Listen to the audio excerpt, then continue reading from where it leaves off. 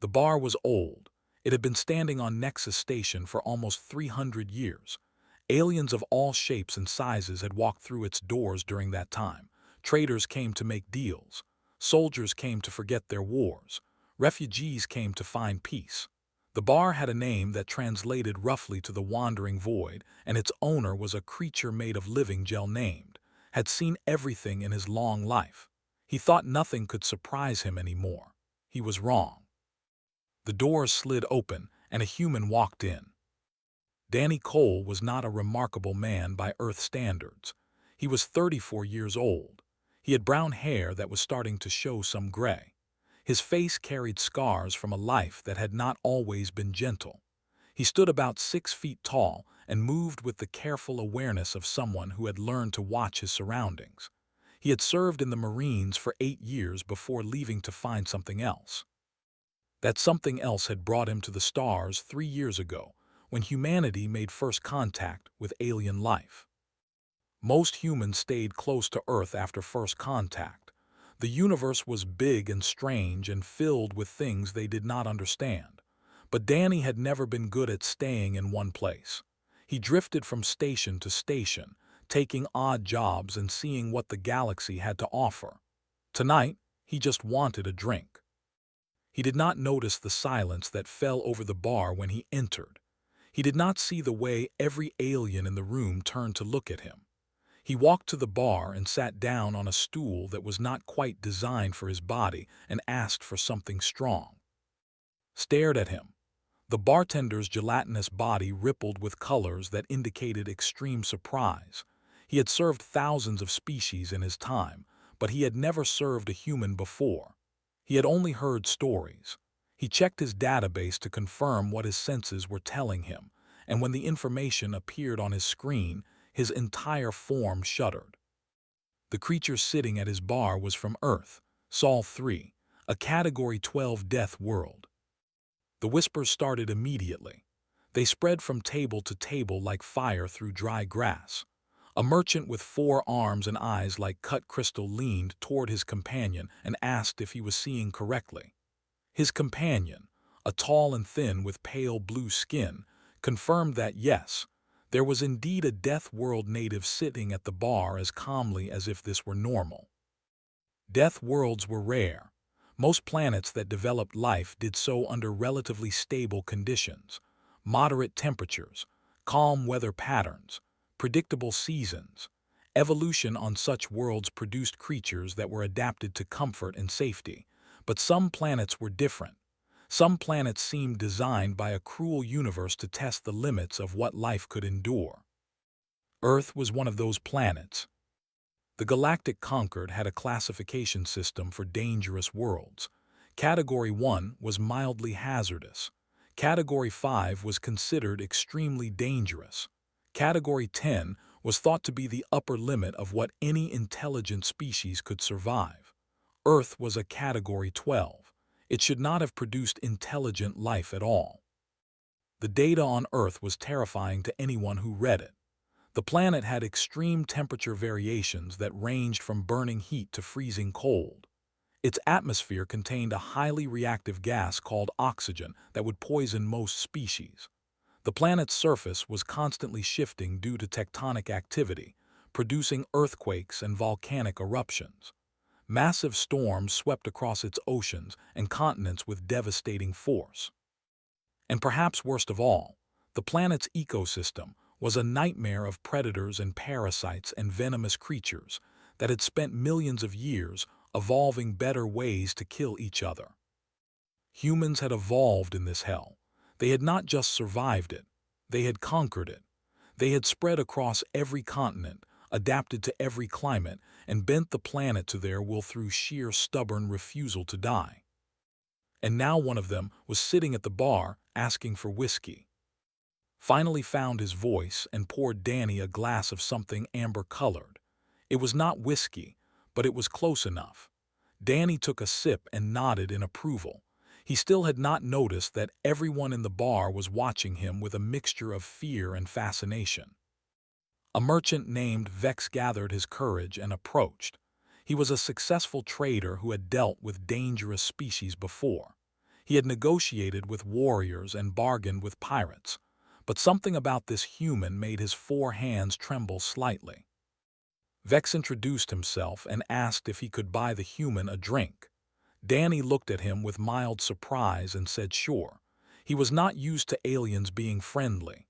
Most of them kept their distance from humans, though he had never understood why. They talked for a while. Vex asked careful questions about where Danny came from and what brought him to Nexus Station. Danny answered honestly.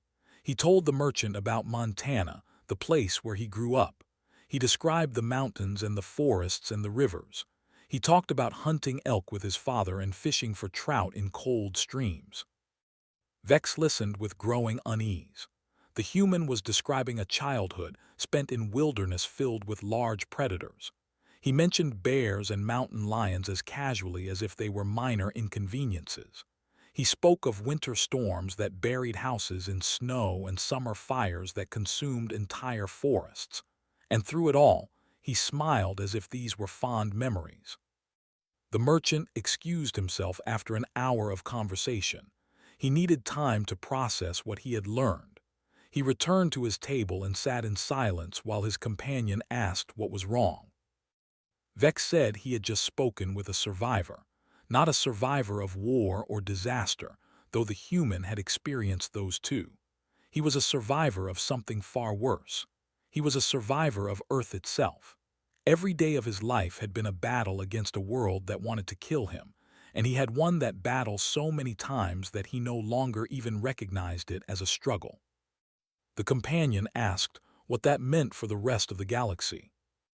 Vex did not have an answer, but as he watched the human order another drink and settle into his seat like he owned the place, he felt something he had not felt in decades. He felt afraid, not of what the human might do, but of what his species represented. If one ordinary man from Earth could carry himself with such calm confidence in a galaxy full of unknowns, what would happen when more of them arrived? The universe had just become a much more interesting place. Danny had finished his third drink when the young alien approached his table. She was like Vex, but smaller and younger, with crystalline eyes that sparkled with curiosity instead of fear. She introduced herself as, and explained that she studied alien life forms for a living. She asked if she could sit with him and learn about his species.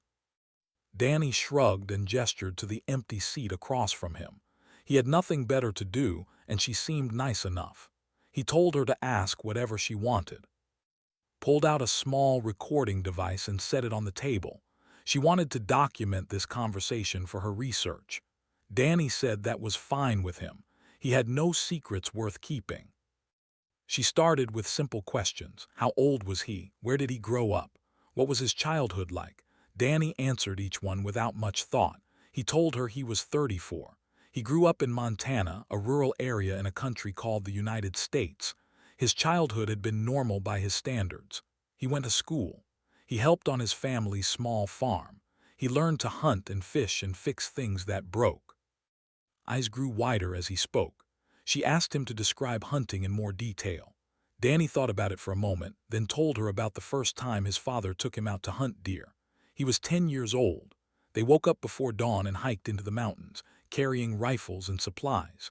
They moved quietly through forests filled with sounds and smells. His father taught him how to read tracks and follow trails. They spotted a buck after 6 hours of walking, and Danny watched his father take the shot. Then they spent the rest of the day carrying the animal back home. His hands were shaking slightly as she took notes. She asked if Danny understood what he had just described. He had told her about a child being trained to kill large animals in a wilderness filled with predators. He had spoken of hiking through dangerous terrain for hours without rest. He had described it all as if it were completely normal. Danny frowned and said it was normal. Every kid he knew growing up had similar experiences. Hunting was just part of life where he came from. It taught patience and respect for nature and how to provide for your family. Asked about the predators he had mentioned, Danny explained that Montana had bears, mountain lions, wolves, and coyotes. Most of them avoided humans, but sometimes they did not. He told her about the time a black bear got into their garbage and his mother chased it away with a broom. He mentioned the mountain lion tracks they found near their property one summer and how his father sat on the porch with a rifle for 3 nights until the animal moved on. The other patrons in the bar had stopped pretending not to listen. They gathered around Danny's table in a loose circle, drawn by the horror and fascination of his stories. A warrior named pushed through the crowd and demanded to know more about human combat abilities. Danny looked at the warrior with calm eyes. Were large and muscular, covered in thick scales that served as natural armor. They were known throughout the galaxy as fierce fighters, but was looking at Danny with something that resembled respect, and that was unusual. The warrior asked if Danny had ever killed anything with his bare hands. Danny thought about the question. He nodded slowly and told them about the coyote. He was 15 years old. His younger sister Amy had been playing in the yard when a sick coyote came out of the tree line. The animal was thin and desperate and it was moving toward her. Danny had been too far from the house to get a weapon, so he did what he had to do. He put himself between the coyote and his sister and fought it until it stopped moving. Asked how he had killed it, Danny said he grabbed it by the throat and squeezed until it went limp. He got bitten a few times, but the wounds healed within a couple of weeks. He said he felt bad about it because the coyote was probably just hungry and confused from whatever sickness it had, but he was not going to let it hurt Amy. The silence that followed was absolute. Every alien in the room was staring at Danny with expressions ranging from disbelief to terror. His recording device had fallen from her trembling hands. A merchant asked how his wounds had healed so quickly. Danny explained that human bodies were good at repairing themselves.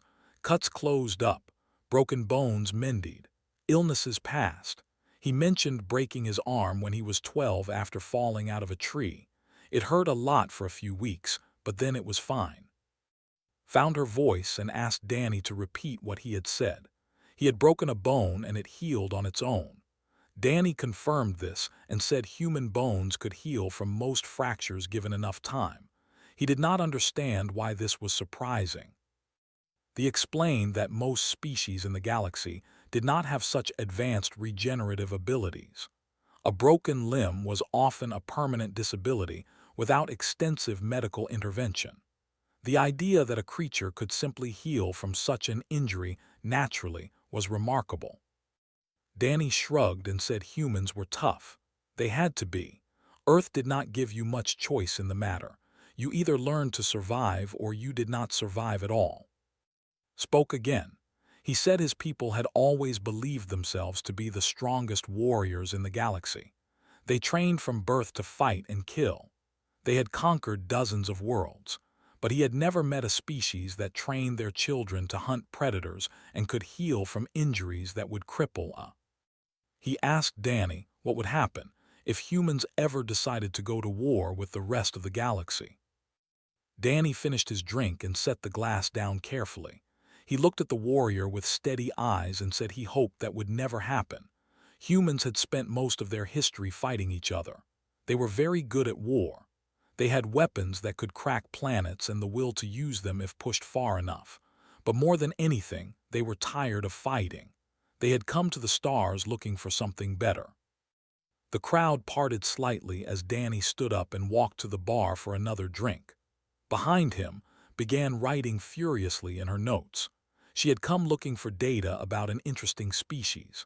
She had found something far more significant. She had found a warning wrapped in the shape of an ordinary man. Humanity was coming to the stars, and the galaxy would never be the same. The evening had settled into an uneasy calm. Danny sat at the bar nursing his fourth drink while the other patrons kept their distance. They watched him from the corners of their eyes, still processing the things he had told them. Was in a corner booth, frantically organizing her notes and recordings. Had returned to his table but refused to turn his back on the human. Even who had tended bar for 3 centuries, seemed nervous. Danny did not mind the attention. He was used to being alone, 3 years of drifting through alien space had taught him that most species preferred to keep humans at arm's length.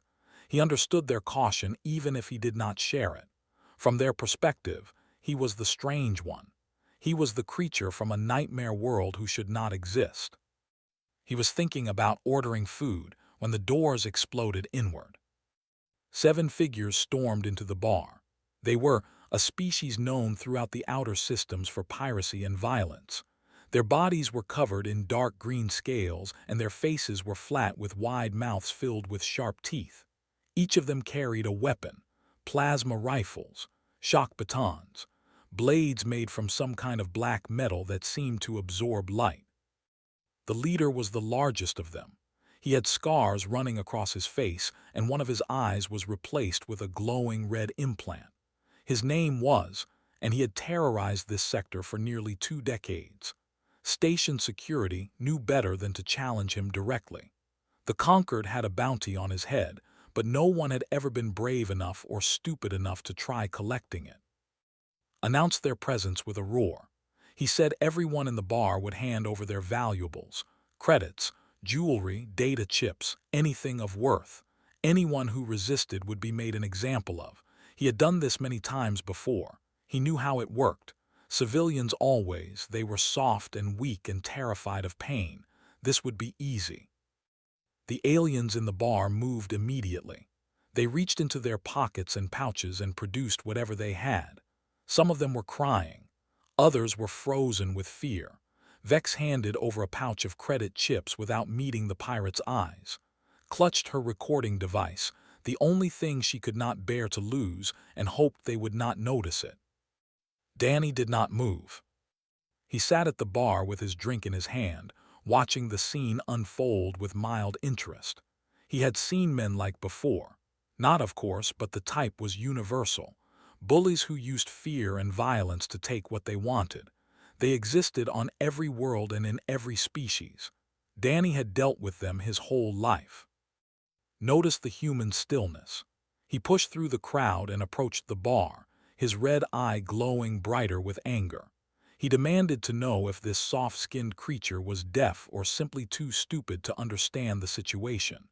He pressed the barrel of his plasma rifle against Danny's temple and asked if that made things clearer. Danny took another sip of his drink. The alien's finger tightened on the trigger. He was not used to being ignored. He was not used to prey that did not cower. He opened his mouth to issue a final warning. He never got the chance. Danny moved.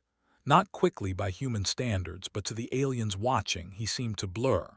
His left hand came up and pushed the rifle barrel away from his head while his body twisted off the stool. His right hand formed a fist and drove into his throat with precise force. The pirate leader made a choking sound and stumbled backward, his weapon falling from his grip. Danny caught the rifle before it hit the ground. The other 6 pirates reacted with the slowness of creatures who had never faced a real threat. They raised their weapons and prepared to fire, but Danny was already moving among them like smoke through fingers. He shot the first pirate in the knee with the plasma rifle, dropping him instantly. The second one swung a shock baton at Danny's head. Danny ducked under the blow and drove his elbow into the alien's ribs with enough force to crack scales. The third pirate tried to run.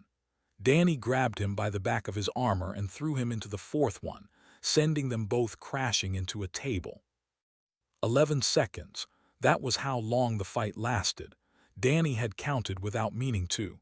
It was an old habit from his Marine days. When it was over, all 7 pirates were on the ground. 3 were unconscious. 2 were groaning in pain from broken limbs. 1 was trying to crawl toward the door with a dislocated shoulder. Lay at Danny's feet, gasping for air through his damaged throat. Danny looked down at the pirate leader with cold eyes. He could kill this creature easily. 1 more strike to the throat would crush his windpipe completely. It would be justified. These were murderers and thieves who had terrorized innocent people. No one would blame him. But Danny had not come to the stars to kill. He had left Earth to escape violence, not to spread it. He dropped the plasma rifle on his chest and told him to take his crew and leave. He said if he ever saw any of them again, he would not be so gentle. The pirates fled. They dragged their wounded comrades through the shattered doors and disappeared into the station's corridors. Within an hour, they would be on their ship and heading for deep space. They would never return to Nexus Station. Danny walked back to the bar and sat down on his stool. He noticed a thin cut on his forearm where one of the blades had grazed him during the fight. It was already clotting. It would heal in a few days. He asked for another drink. The bartender poured it with shaking hands. He did not charge Danny for this one. He did not charge him for any drinks that night. Around the bar, aliens sat in stunned silence, trying to understand what they had just witnessed.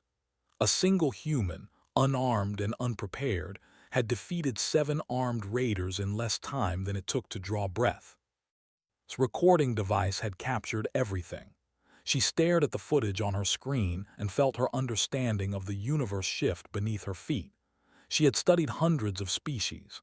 She had documented their strengths and weaknesses. She had believed she understood the hierarchy of power in the galaxy. She had been wrong. Approached Danny's table. The warrior, feared throughout 12 systems, sat down across from the human and said nothing for a long moment. Then he bowed his head in a gesture of respect that his people reserved for only the greatest fighters. Danny told him that was not necessary. He had just been protecting himself. Said that was exactly why it was necessary. A warrior who fought without ego or cruelty was the most dangerous kind of all. Danny shrugged and went back to his drink. He was tired. He just wanted to finish his whiskey and find somewhere to sleep. He had no idea that security footage of the fight was already spreading across Nexus Station, or that it would reach the Galactic Concord's governing council within hours. Everything had changed, and Danny Cole had no clue. The Galactic Concord had governed known space for over 8,000 years. It was a council of representatives from 73 member species, each one chosen for their wisdom and experience. They had overseen the rise and fall of empires. They had managed wars and plagues and cosmic disasters. They had believed in their collective arrogance that they understood the universe and everything in it. The footage from the wandering void proved them wrong. The council chamber was a vast circular room at the heart of the Concord's capital station. Holographic displays floated in the air, showing data and images from across the galaxy. Today, every display showed the same thing. A human male sitting at a bar, 7 armed pirates bursting through the doors, and then 11 seconds of violence that made no sense to anyone watching. Counselor Myraset was the eldest member of the council. She was a species known for their long lives and philosophical nature. She had served on the council for 4 centuries. She had seen things that would drive lesser minds to madness. But as she watched the footage for the 12th time, she felt something she had not felt in decades. She felt uncertainty. The military advisors had been working through the night. They had analyzed every frame of the recording. They had measured the human speed, calculated the force of his strikes, studied his movements with the precision of scientists dissecting a new specimen. Their conclusion was unanimous and disturbing. The human had been holding back. General Keir, commander of the Concord's defense forces, presented the findings to the council. He explained that the human's movements showed deliberate restraint. He could have killed every pirate in the room. Instead, he had disabled them with precisely calculated force. He had aimed for joints and pressure points, targeting areas that would cause pain and incapacitation without death. This was not the fighting style of an amateur or a thug. This was military training, professional combat techniques refined through years of practice. And according to the human's own testimony, he was just an ordinary man. A former soldier, yes, but not a special operative or an elite warrior. Just a regular marine from a backwater planet called Earth. If this was ordinary for humans, what were their elite warriors capable of? The council demanded more information about Earth. Researchers had been gathering data on the planet since first contact, but most of it had been dismissed as exaggeration or error. Now they looked at that data with new eyes. Earth was a world in constant conflict with itself. The planet's climate was unstable and unpredictable. Massive storms called hurricanes swept across its oceans with winds strong enough to destroy cities. Earthquakes shattered its surface without warning. Volcanic eruptions buried entire regions in ash and fire. And the life forms that evolved in this chaos were exactly what you would expect: efficient, adaptable, lethal. The planet's history was soaked in blood. Humans had spent most of their existence at war. They fought over territory. They fought over resources. They fought over ideas. They had developed weapons of increasing devastation, from sharpened stones to nuclear bombs. They had killed hundreds of millions of their own kind in conflicts that spanned the globe, and through it all they had survived. They had not just survived, they had thrived. Ambassador Vex was brought before the council to give his testimony. He had witnessed the bar fight firsthand. He had spoken with the human before the attack. He told the council everything he had learned, and with each word, the mood in the chamber grew more somber. He described the human's casual attitude toward danger. He recounted the stories about hunting predators as a child, about healing from broken bones without medical assistance, about fighting wild animals with bare hands. He explained that the human had shown no fear during the pirate attack, not because he was brave, but because he simply did not perceive the situation as threatening. 7 armed raiders were not a crisis to him. They were an inconvenience. The council members exchanged glances filled with concern.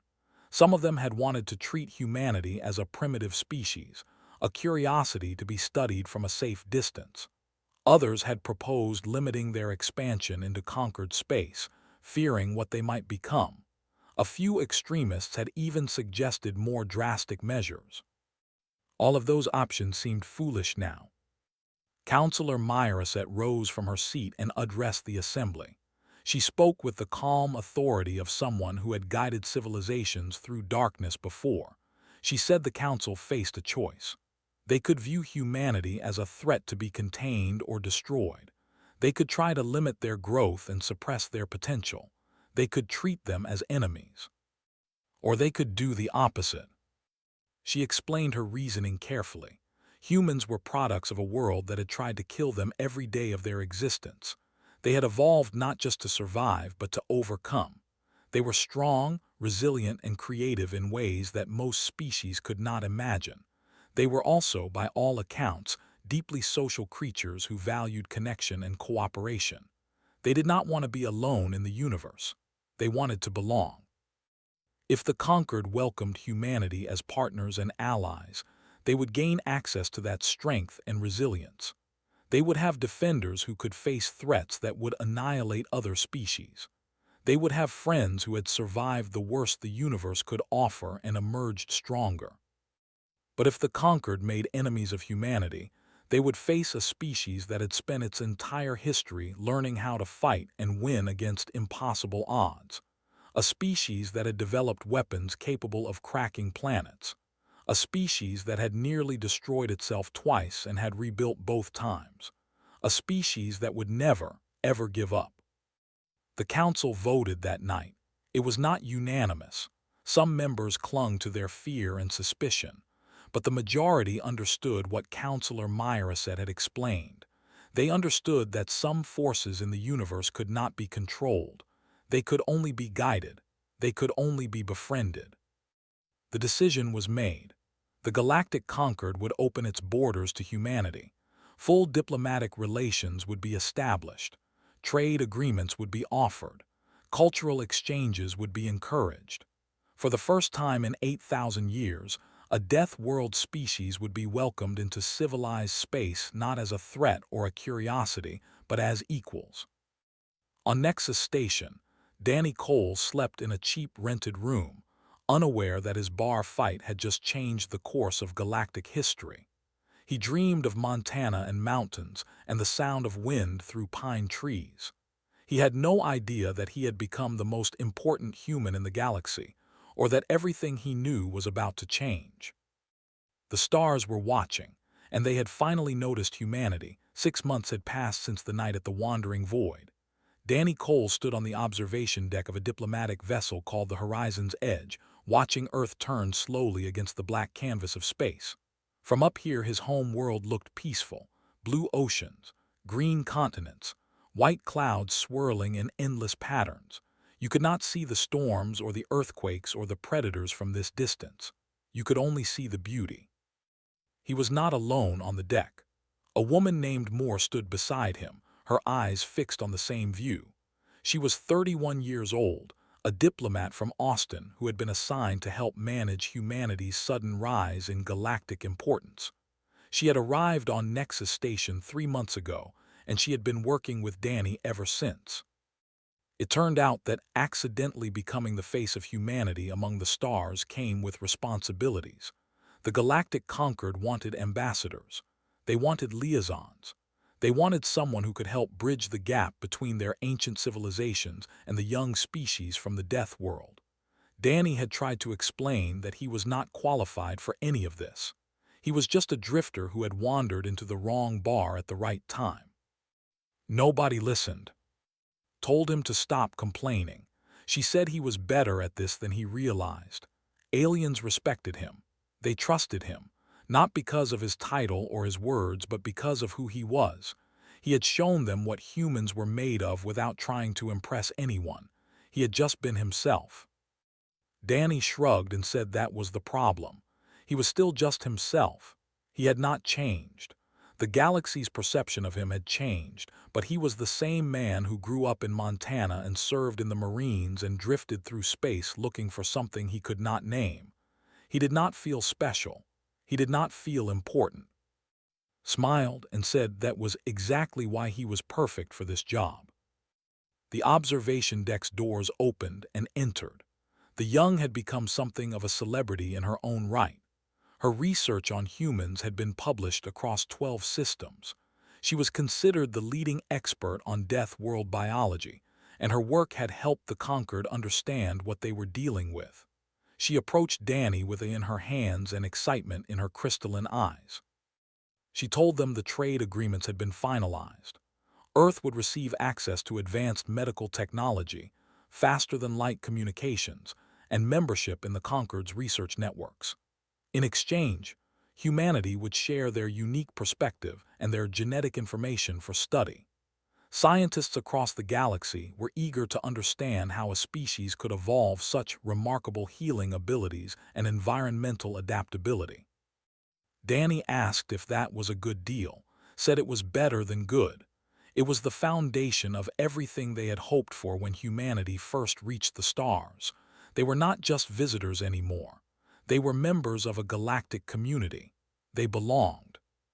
The doors opened again and entered.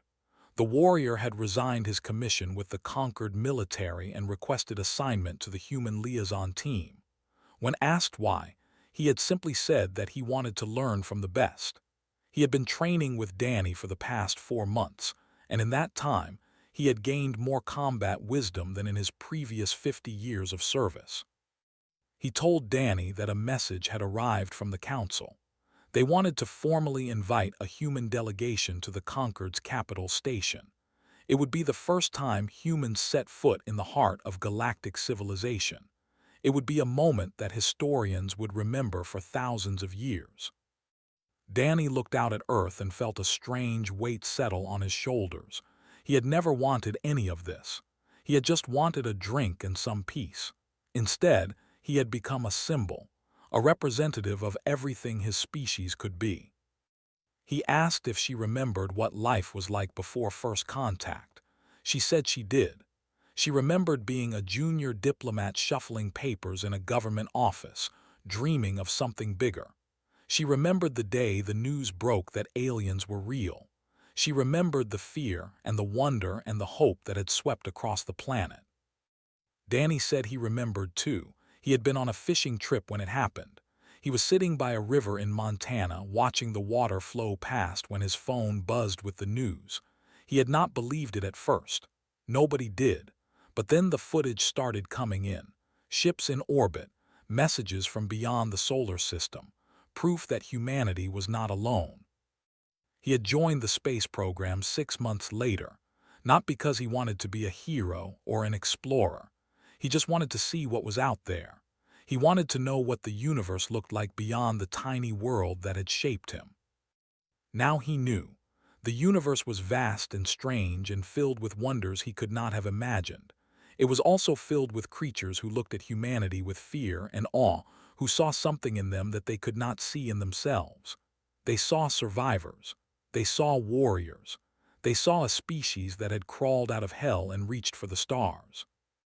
Put her hand on his arm and told him it was time. The shuttle was waiting to take them to the delegation meeting. Their future was waiting to be written. Danny took one last look at Earth. He thought about his parents back in Montana, probably sitting on the porch watching the sunset. He thought about his sister Amy, who had 2 kids now and still lived in the same town where they grew up. He thought about all the humans down there who had no idea that the galaxy was watching them, waiting to see what they would do next. He told that when he walked into that bar 6 months ago, he just wanted a drink. He did not want to change the universe. Laughed and said the universe had other plans. They walked together toward the shuttle bay, followed by Anne. Behind them, Earth grew smaller in the viewport until it was just a blue marble hanging in the void. A death world, a cradle of survivors, a home for a species that had spent its entire existence fighting to live. And now that species was stepping onto the galactic stage. Danny Cole did not know what the future held. He did not know if humanity would thrive among the stars or stumble on the path ahead. He only knew that they had earned their place here. They had earned it through millions of years of struggle and survival. They had earned it through blood and pain and stubborn refusal to quit. They were Death World survivors, and they were just getting started. Everything had changed, and for the first time since he left Earth, Danny Cole smiled.